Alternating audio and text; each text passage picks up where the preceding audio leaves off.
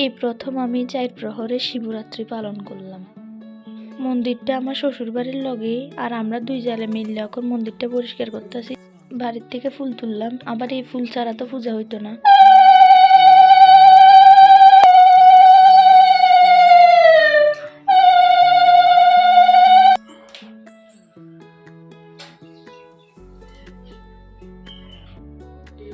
বাড়ির মধ্যে মা, বাবু আর আমার হাজবেন্ড মিল্লা পূজা করতেছে অক্ষণ, আর আমি তো রাত্রে জাগন থেকে পূজা করবো।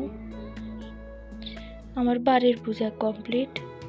তারা সকালবেলার পূজাটা করছে উপাস থেকে।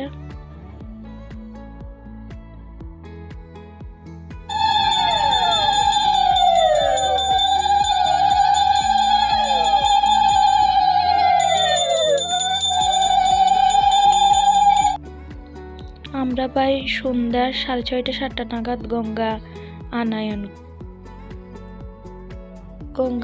শেষ। ঠাকুর মশাই এখন পূজার কাজ শুরু করছে। সারা রাত্র কালকে আমরা এখানে আসছিলাম, আর কালকে অন্য দিনের তুলনায় অনেকটা বেশি ঠান্ডা পড়ছে।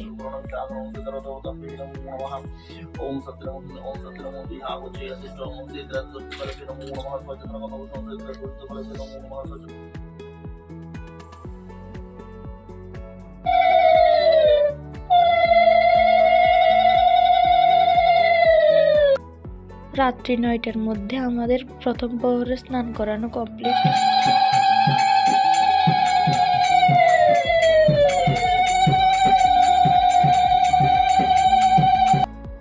দশটা 51 আমরা দ্বিতীয় প্রহরে স্নান করাইলাম।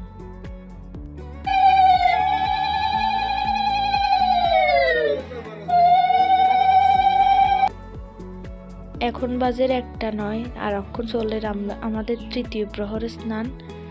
আর আমার লগে কালকে সারা রাত্র আমার জামাইও জাগনা ছিল। আমরা এই 5 জনে মিললেই কালকে 4 প্রহরের এই পূজাটা করছি।